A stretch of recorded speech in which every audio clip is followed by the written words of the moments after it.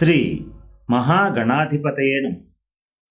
ఈరోజు మనం 25వ తారీఖు మార్చి 2020 సంవత్సరమున మొదలయ్యేటువంటి ఉగాది అంటే శ్రీ శార్వరినామ సంవత్సరాది రాశి ఫలాలు ఎలా ఉంటాయి, ఏ రాశి వారికి ఎటువంటి ఫలితాలని ఈ ఉగాది అనేటువంటిది ఇవ్వడం జరుగుతుంది అనేటువంటి విషయాల గురించి తెలుసుకుందాం. ఇది తెలుసుకోబోయే ముందు ప్రధాన గ్రహాలైనటువంటి గురు, శని, రాహుకేతువుల యొక్క గ్రహ సంచారం అనేటువంటిది ఎలా ఉంటుందనేటువంటి విషయం గురించి తెలుసుకుందాం. ఈ సంవత్సరంలో ప్రత్యేకత ఏమిటంటే గురుగ్రహం మారుతోంది. అలాగే శనీశ్వరుడు రీసెంట్గా ఒక 2 నెలల క్రితం మాత్రమే ఆయన మకర రాశిలో ప్రవేశించడం జరిగింది. అలాగే రాహుకేతువులు కూడా మార్పు అనేటువంటిది సాధ్యపడింది. అంటే ప్రధాన గ్రహాలు 4 కూడా ఈ సంవత్సరం మార్పుకి గురైనే గనక అన్ని రాశుల మీద వీటి యొక్క ప్రభావం ఎలా ఉంటుందనేటువంటి విషయం గురించి తెలుసుకుందాం. మొట్టమొదటగా గురుడు ఇక్కడ 29 మార్చి 2020 నుంచి అతిచారవశాత్తు మకర రాశిలో నీచరాశిలో తన నీచ క్షేత్రమైనటువంటి మకర రాశిలో సంచరిస్తున్నాడు. ఆ తర్వాత 30 జూన్ వరకు అక్కడుండి 30 జూన్ నుంచి వక్రించి తిరిగి తన స్వంత రాశి అయినటువంటి ధనుసు రాశిలో సంచరిస్తున్నాడు. ఆ తర్వాత వక్ర త్యాగం చేసి 20 నవంబర్ నుంచి మరల మకర రాశిలో నీచ స్థానంలో సంచారం చేస్తున్నాడు. ఇక శని ఈ సంవత్సరం మొత్తం అంటే ఈ సంవత్సరం మొత్తం ఉగాది నుంచి ఈ సంవత్సరం మొత్తం కూడా మకర రాశిలో తన స్వంత క్షేత్రంలో సంచారం చేస్తున్నాడు. అలాగే రాహు సంవత్సరాది మొదలు కూడా 23 సెప్టెంబర్ వరకు కూడా మిథున రాశిలో సంచరిస్తున్నాడు. 23 సెప్టెంబర్ నుంచి వృషభ రాశిలో సంచారం చేస్తున్నాడు. అలాగే కేతువు కూడా 23 సెప్టెంబర్ నుంచి గతంలో ధనుసు రాశిలో ఉన్నటువంటి కేతువు వృశ్చిక రాశిలో సంచారం చేయటం అనేటువంటిది జరుగుతోంది. ఇలా ప్రధానమైనటువంటి 4 గ్రహాలు కూడా ఈ సంవత్సరం దాదాపుగా వాళ్ళ రాశుల యొక్క పరిస్థితిని మార్చుకోవటం అనేటువంటిది జరుగుతోంది. ఇది ఒక్కొక్క రాశి మీద ఏ రకమైనటువంటి ప్రభావాన్ని చూపిస్తుందనేటువంటిది మనం ఇప్పుడు తెలుసుకుందాం. ఈరోజు మనం శ్రీ శార్వరినామ సంవత్సరంలో సంవత్సరాది సందర్భంగా ఈ ఉగాది నుంచి సంవత్సరం మొత్తం ఈ మేషరాశి వారికి ఎలా ఉంటుంది అనేటువంటి విషయం గురించి తెలుసుకుందాం. మేషరాశి అనగానే అశ్విని, భరణి, కృత్తిక, పాదం మేషం. అంటే అశ్విని నక్షత్రం 1, 2, 3, 4 పాదాలు, భరణి నక్షత్రం 1, 2, 3, 4 పాదాలు, కృత్తిక ప్రథమ పాదం వరకు ఉన్నటువంటి దాన్ని మనం మేషరాశి కింద పరిగణిస్తాం. మేషరాశి వారికి శ్రీ శార్వరినామ సంవత్సరంలో ఆదాయం 5, వ్యయం 5, రాజపూజ్యం 3, అవమానం 1. అయితే ఈ మేషరాశి వాళ్ళకి ఈ సంవత్సరం గ్రహస్థితుల్ని పరిశీలించి చూడగా గురుడు కొంతకాలం నీచ స్థానంలో కొంతకాలం స్వక్షేత్రంలో సంచరిస్తున్నాడు. శని దశమ స్థానంలో సంచారం చేస్తున్నాడు. అలాగే ఈ మేషరాశి వారికి ముఖ్యంగా ఈ సంవత్సరంలో ఉన్నటువంటి గ్రహస్థితుల్లో ప్రధాన గ్రహాలు మంచి శుభ ఫలితాలను ఇస్తున్నాయి. అలాగే వీళ్ళ మీద ఈ సూర్యచంద్ర గ్రహణాలు, అలాగే గురు శుక్ర మోక్షాలు అనేటువంటివి ప్రధానమైనటువంటి ఫలితాలని ఈ మేషరాశి వాళ్ళకి నిర్దేశిస్తున్నాయి. ఈ ఫలితాలన్నింటినీ మనం పరిశీలించిన మీదట మేషరాశి వాళ్ళకి ఈ సంవత్సరం అత్యంత రాజయోగప్రదంగా ఉందని స్పష్టంగా చెప్పవచ్చు. అంటే ఏ రకమైన వృత్తి, ఉద్యోగ, వ్యాపారాల్లో ఉన్న వాళ్ళకైనా సరే చక్కటి రాజయోగప్రదంగా ఉంది. అనుకున్న పనులన్నీ సాధించగలుగుతారు. పనుల్లో ఆటంకాలు లేకుండా ముందుకు దూసుకు వెళ్ళగలుగుతారు. మేషరాశి వ్యాపారస్తులకి మంచి ఆర్థిక లాభాలు బాగున్నాయి. అలాగే కొత్త బ్రాంచీలను స్టార్ట్ చేస్తారు. కొత్త వ్యాపార వ్యవహారాలని చేయగలగటం, నూతనంగా కొత్త ఒరవడితో చేసేటువంటి వ్యాపారాలని ముందుకి నడిపించగలగటం అనేటువంటిది ఈ సంవత్సరం చెప్పదగినటువంటి సూచన. ముఖ్యంగా వస్త్ర వ్యాపారులు, ఫ్యాన్సీ, కిరాణా మర్చెంట్స్ వీళ్ళందరికీ అత్యంత యోగదాయకమైన కాలం. ఇనుము, లెదరు, తోళ్ళు, స్టీలు, కలప, హార్డ్వేర్, పెయింట్స్ ఇలా భవన నిర్మాణ సామాగ్రికి సంబంధించినటువంటి వ్యాపారాలు చేసేటువంటి వాళ్ళందరికీ కూడా అత్యంత రాజయోగప్రదంగా ఉంది. ఆర్థికాభివృద్ధి కూడా బాగుంది. గతంలో చేసినటువంటి రుణాలన్నీ కూడా తీర్చివేయగలుగుతారు. మేషరాశిలో ఉన్నటువంటి సాఫ్ట్వేర్ ఎంప్లాయీస్, విదేశీయాన ప్రయత్నాలు చేసేటువంటి వాళ్ళకి అత్యంత రాజయోగప్రదంగా ఉంది. సాఫ్ట్వేర్ ఎంప్లాయీస్కి మాత్రం ఈ సంవత్సరం వృత్తి మార్పు, ఉద్యోగ మార్పు అనేటువంటిది గోచరిస్తోంది. అయితే కొద్దిపాటి షాక్కి గురైనప్పటికీ కూడా తర్వాత వాళ్ళు చేరేటువంటి కొత్త ఉద్యోగంలో మంచి బెనిఫిట్స్ ఉండటం అనేటువంటిది కూడా ఈ సంవత్సరం స్పష్టంగా గోచరిస్తోంది. సినీ టీవీ రంగ కళాకారులు, మీడియా మిత్రులు, సోషల్ మీడియాలో ఉన్నటువంటి వాళ్ళందరికీ, మేషరాశి వాళ్ళకి ఓవర్ నైట్ స్టార్స్ అయ్యేటువంటి పరిస్థితి గోచరిస్తోంది. ఆర్థికాభివృద్ధి చాలా బాగుంది. ఉద్యోగస్తులు, ఎన్జిఓలు ఎవరైతే ఉంటారో వాళ్ళకి అధికారుల రీత్యా కాస్త ఒత్తిడి ఉన్నప్పటికీ కూడా అనుకున్న స్థానాలకి ట్రాన్స్ఫర్ కావటం, ఆర్థికాభివృద్ధిని పొందటం, కుటుంబ సౌఖ్యాన్ని పొందటం అనేటువంటిది ఈ సంవత్సరం గోచరిస్తోంది. రాజకీయ నాయకులు, ఈ మేషరాశిలో ఉన్నటువంటి వాళ్ళకి నూతన పదవి యోగ్యత కల్పిస్తోంది. జనాకర్షణ, ప్రజాకర్షణ పెరిగేటువంటి పరిస్థితులు గోచరిస్తున్నాయి. స్వతంత్ర వృత్తులు ఉన్నటువంటి డాక్టర్స్, లాయర్స్, ఇంజనీర్స్ వంటి వాళ్ళకి ధనమే పరమావధిగా ముందడుగేస్తారు. తగ్గట్టుగానే ఆర్థికాభివృద్ధిని పొందగలుగుతారు. నూతన గృహ వాహన సౌఖ్యాలని పొందగలుగుతారు. కొత్తగా వాహనాలు కొంటారు. కొత్తగా భూ స్థిర చరాస్తులు కొనుగోలు చేసేటువంటి పరిస్థితులు ఈ మేషరాశి వాళ్ళకి గోచరిస్తున్నాయి. ఈ మేషరాశిలో ఉన్నటువంటి పోలీసులు, అలాగే అగ్నిమాపక శాఖ వాళ్ళు, అలాగే ఈ మేషరాశిలో ఉన్నటువంటి రక్షణ శాఖ వాళ్ళు, సైన్యం, వీళ్ళందరూ కూడా ఈ సంవత్సరం మంచి గుర్తింపుని పొందుతారు. చక్కటి పేరు ప్రతిష్టలని తెచ్చుకోగలుగుతారు. దేశం గర్వించే విధంగా వీళ్ళ సేవలు అనేటువంటివి కొనియాడబడతాయి. అంత యోగ్యమైన కాలంగా ఈ సంవత్సరం చెప్పవచ్చు. ఎవరైతే వీసా, గ్రీన్ కార్డ్, పాస్పోర్ట్ వంటి వాటి కోసం ప్రయత్నం చేస్తున్నారో వాళ్ళకి అత్యంత యోగ్యమైన కాలం. సాఫ్ట్వేర్ రంగంలో ఉన్నటువంటి వాళ్ళకి ప్రమోషన్స్, ట్రాన్స్ఫర్స్ తప్పనిసరి. అలాగే ప్రభుత్వ ఉద్యోగం కోసం ప్రయత్నం చేసేటువంటి వాళ్ళకి ఈ సంవత్సరం ఉద్యోగ ప్రయత్నాలు ఫలించే అవకాశాలు ఉన్నాయి. ఇక ఈ మేషరాశిలో ఉన్నటువంటి అవివాహితులకి వివాహ యోగ్యమైన కాలం. సంతానం కోరుకునేటువంటి వాళ్ళకి సంతాన యోగ్యమైన కాలంగా చెప్పవచ్చు. సంతాన పురోభివృద్ధి చాలా బాగుంది. స్త్రీ సంతానం మరింత పురోభివృద్ధిని సాధించటం ఈ సంవత్సరం స్పష్టంగా ఉంది.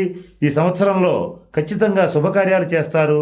శుభకార్యాల నిమిత్తం డబ్బుని మంచినీళ్ళ ప్రాయంగా ఖర్చు చేయటం కూడా ఈ సంవత్సరం గోచరిస్తోంది. ఇక మేషరాశి స్త్రీల విషయానికి వచ్చేటప్పటికి, ఈ మేషరాశి స్త్రీలు ఎవరైతే ఉంటారో వాళ్ళకి కుటుంబంలోనూ సమాజంలోనూ మంచి పేరు ప్రతిష్టలు వస్తాయి. అలాగే ఈ మేషరాశి స్త్రీలు ఈ సంవత్సరం సామాజిక సేవా కార్యక్రమాల్లో పాల్గొంటారు.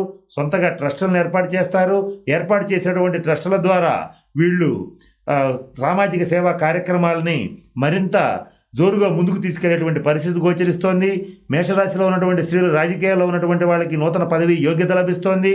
అలాగే మంచి మంచి పదవులతో, ప్రజాకర్షణతో, జనాకర్షణతో దూసుకుపోయేటువంటి పరిస్థితి ఈ శార్వరినామ సంవత్సరంలో తప్పకుండా గోచరిస్తోంది. ఇకపోతే మేషరాశి స్త్రీలు ఇంట్లో శుభకార్యాలు, గృహప్రవేశాలు, శంకుస్థాపనలు, అలాగే పెళ్లిళ్ళు, ఫంక్షన్స్ వంటి వాటిలో అద్భుతంగా చేసేటువంటి పరిస్థితులు గోచరిస్తున్నాయి. స్థిర చరాస్తులు జీవిత భాగస్వామి మేషరాశి స్త్రీల పేరు మీద కొనేటువంటి పరిస్థితులు కూడా గోచరిస్తున్నాయి. ముఖ్యంగా మేషరాశి స్త్రీలు ఈ సంవత్సరం నూతన వ్యాపారాలని ప్రారంభిస్తారు. ప్రారంభించినటువంటి నూతన వ్యాపారాలని విజయ పథంలోకి తీసుకువెళ్ళేటువంటి పరిస్థితి కూడా గోచరిస్తోంది. మేషరాశి స్త్రీలు కొత్త ప్రాజెక్ట్స్ని, కొత్త వ్యాపార వ్యవహారాల్లో వాళ్ళ దక్షతని ఈ సంవత్సరం నిరూపించుకోవడం అనేటువంటిది జరుగుతోంది. కుటుంబ సంబంధంగా విందు వినోద కాలక్షేపాలు చేస్తారు. జీవిత భాగస్వామితో కొద్దిపాటి విభేదాలు ఉన్నప్పటికీ కూడా ఆ విభేదాలని పక్కన పెట్టి చక్కటి కుటుంబ జీవనాన్ని గడుపుతారు. జ్యేష్ఠ సంతానం విషయంలో మంచి శుభవార్తలు వినేటువంటి పరిస్థితి కూడా ఈ సంవత్సరం గోచరిస్తోంది. ఈ మేషరాశి స్త్రీలు ఈ సంవత్సరం నూతన సువర్ణాభరణాలని కొనుగోలు చేస్తారు. అలాగే కొనుగోలు చేసినటువంటి ఆ సువర్ణాభరణాలని మంచి ముహూర్తంలో ధరించడం వలన అత్యంత శుభ ఫలితాలను పొందేటువంటి పరిస్థితి గోచరిస్తోంది. అయితే ఎవరైతే వ్యక్తిగత జాతకరీత్యా గురుగ్రహం సరిగ్గా లేనటువంటి వాళ్ళు, అంటే వాళ్ళ గురుగ్రహ స్థితి బాగోలేకపోతే వాళ్ళ సంతాన పురోభివృద్ధి కొంచెం కుంటుపడే పరిస్థితి ఉంటుంది. ఆర్థికాభివృద్ధి కూడా కొద్దిపాటి ఆటంకాలతో, ఇబ్బందులతో ఉండేటువంటి పరిస్థితి ఉంటుంది. వాళ్ళు నేను చెప్పబోయేటువంటి గురుగ్రహ పరిహారాలని పాటించండి.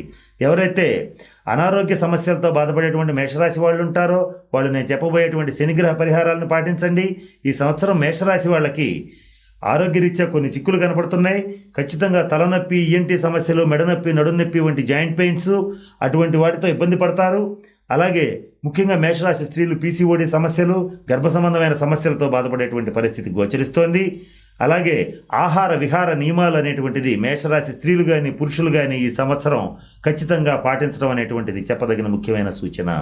మేషరాశి వాళ్ళు, ముఖ్యంగా మేషరాశి పురుషులైన స్త్రీలైన సెల్ఫ్ డ్రైవింగ్ విషయంలో జాగ్రత్తగా ఉండండి. అనవసరమైన సాహసాలు చేయొద్దు. పిక్నిక్స్, విహార ప్రదేశాల్లో సెల్ఫీలు తీసుకునేటప్పుడు కొద్దిపాటి జాగ్రత్తలు పాటించండి. కొద్దిగా సంయమనం పాటించడం అనేటువంటిది మేషరాశి వాళ్ళకి చెప్పదగినటువంటి సూచన. ఇటువంటి ఇబ్బందులు ఎవరికైతే ఉంటాయో వాళ్ళు వ్యక్తిగత జాతకంలో శనీశ్వరుడికి సంబంధించినటువంటి పరిహారాలు పాటించండి.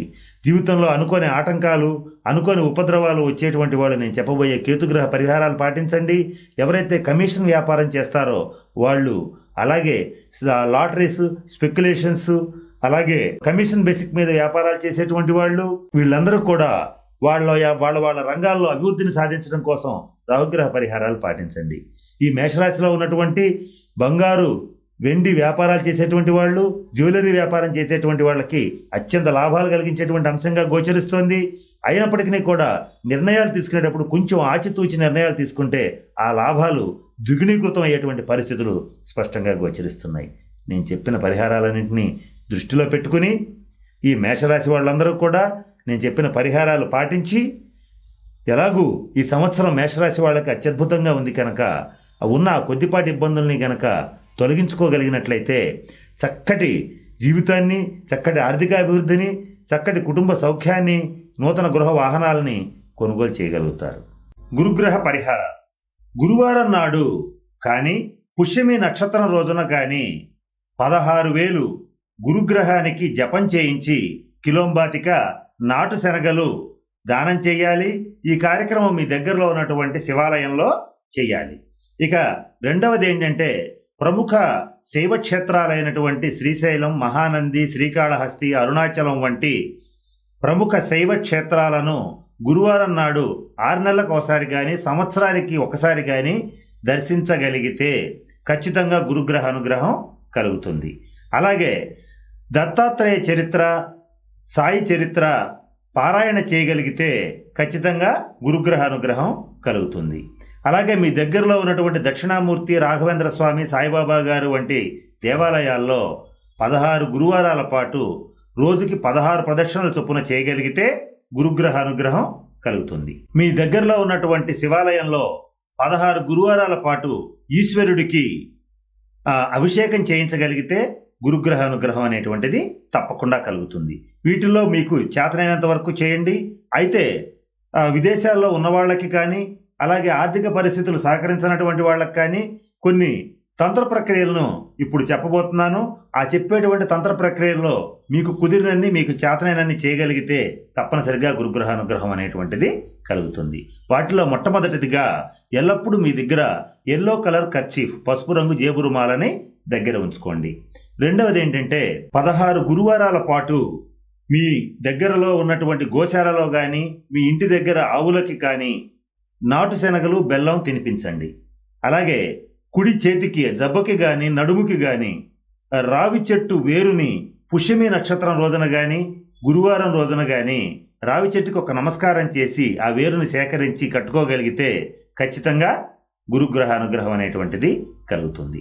ఇది ఒక గొప్ప తంత్రం. హైందవ మత గ్రంథాలైనటువంటి భారతం, భగవద్గీత, రామాయణం వంటి ఉపయోగపడేటువంటి, ప్రజలకు ఉపయోగపడేటువంటి పుస్తకాలని కనుక పబ్లిష్ చేయించి కానీ లేదా కొని కానీ దానం చేయగలిగితే తప్పకుండా గురుగ్రహ అనుగ్రహం అనేటువంటిది కలుగుతుంది.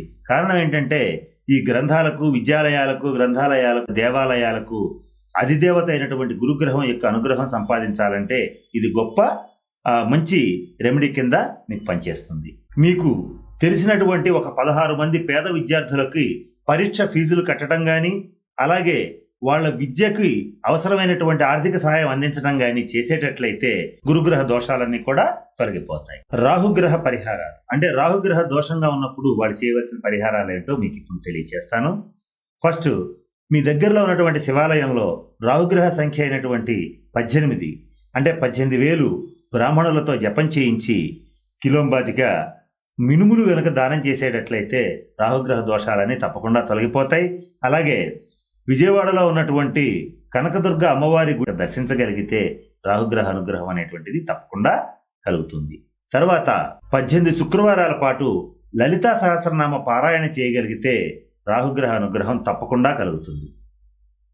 18 శుక్రవారాల పాటు సర్పక్షేత్రాలైనటువంటి మోపిదేవి, నాగర్కోయిల్ వంటి ప్రముఖ సర్పక్షేత్రాలు దర్శించగలిగితే ఖచ్చితంగా రాహుగ్రహ పరిహారం అనేటువంటిది కలుగుతుంది.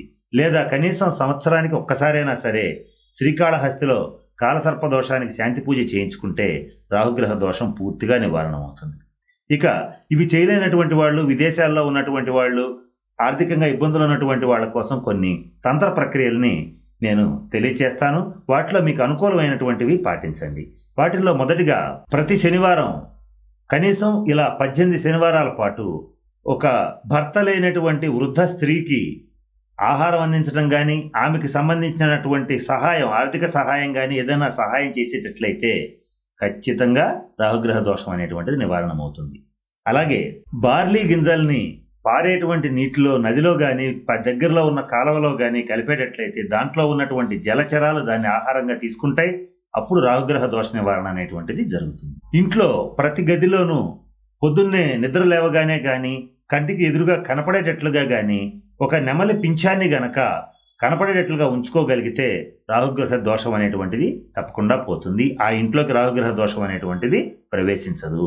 బూడిద గుమ్మడికాయని కానీ, నల్లటి వస్త్రాలని కానీ ఒక శనివారం పూట అర్హులైనటువంటి భర్తలైనటువంటి వృద్ధ స్త్రీలకి కానీ, లేని పక్షంలో అర్హులైనటువంటి పేద బ్రాహ్మణులకి కానీ, లేదంటే అర్హులైనటువంటి పేదవారికి కానీ దానం చేయగలిగితే ఖచ్చితంగా రాహుగ్రహ దోషం అనేటువంటిది పోతుంది. మరొక ముఖ్యమైన రెమెడీ ఏంటంటే, ఇది కొద్దిగా ఇబ్బందికరంగా ఉన్నప్పటికీ కూడా కుదిరితే గోమూత్రాన్ని సేకరించి కొంచెం తీసుకోగలిగితే మంచిది, తీసుకోలేకపోతే అంటే లోపలికి తీసుకోగలిగితే మంచిది. ఒకవేళ తీసుకోలేకపోతే కనీసం శిరస్సును చల్లుకునేటట్లయితే ఖచ్చితంగా రాహుగ్రహ దోషం అనేటువంటిది పోతుంది.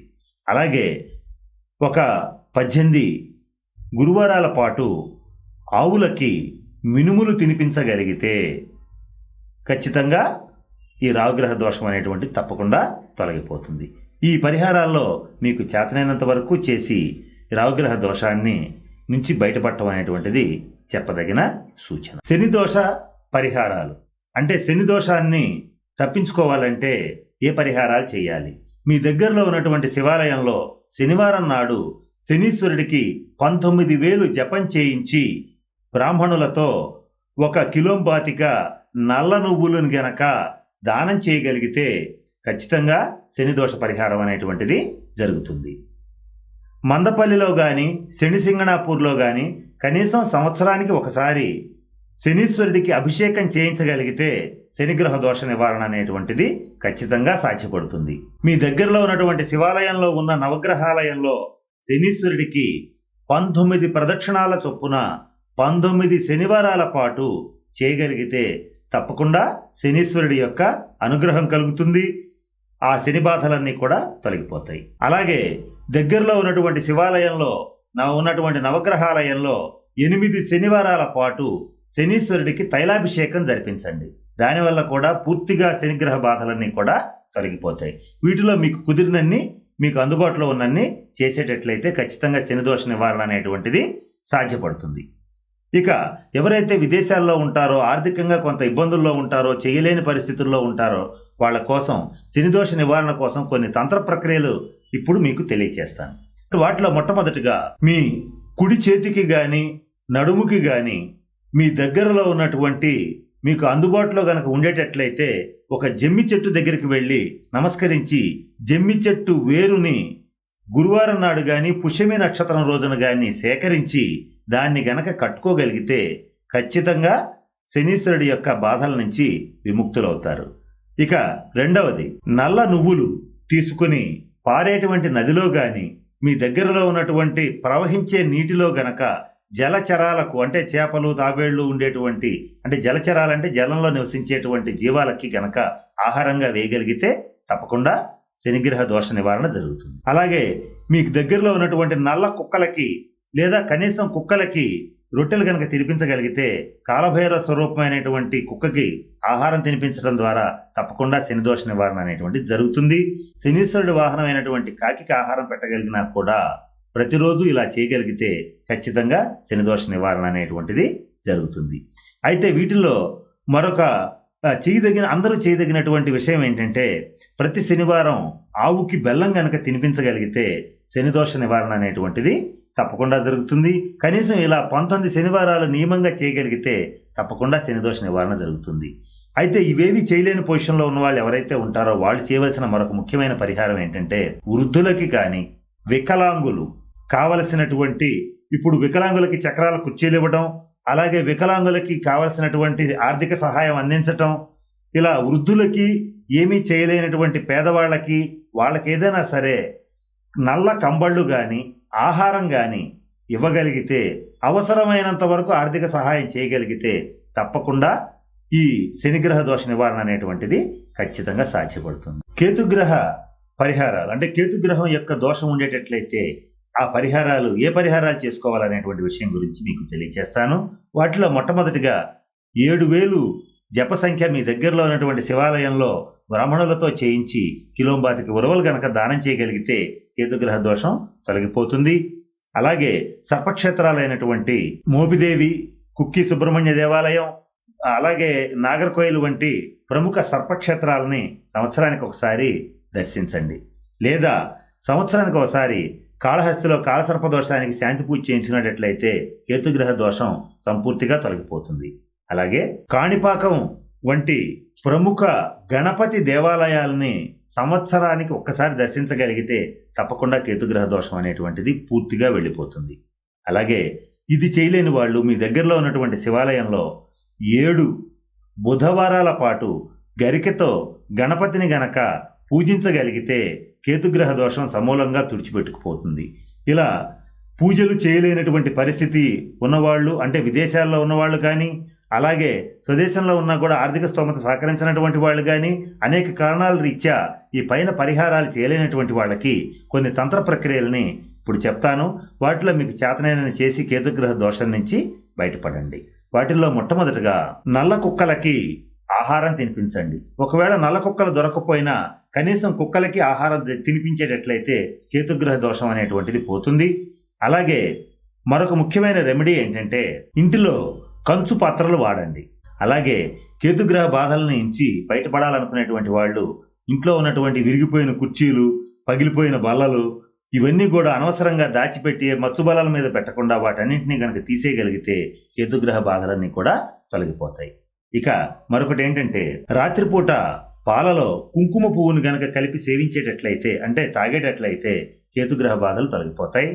తర్వాత మీ దగ్గరలో ఉండేటువంటి దేవాలయాల్లో ఎవరైతే పేదవాళ్ళు ఉంటారో, అట్లాగే బిచ్చగాళ్ళు ఉంటారో వాళ్ళకి కంబళ్ళు అంటే దుప్పట్లు గనక దానం చేయగలిగితే ఖచ్చితంగా కేతుగ్రహ దోషం అనేటువంటిది పోతుంది. స్వస్తి. ఈ వీడియో కానీ మీకు నచ్చినట్లయితే లైక్, కామెంట్, షేర్ చేయండి. మరిన్ని అప్డేట్స్ కోసం సబ్స్క్రైబ్ చేయండి.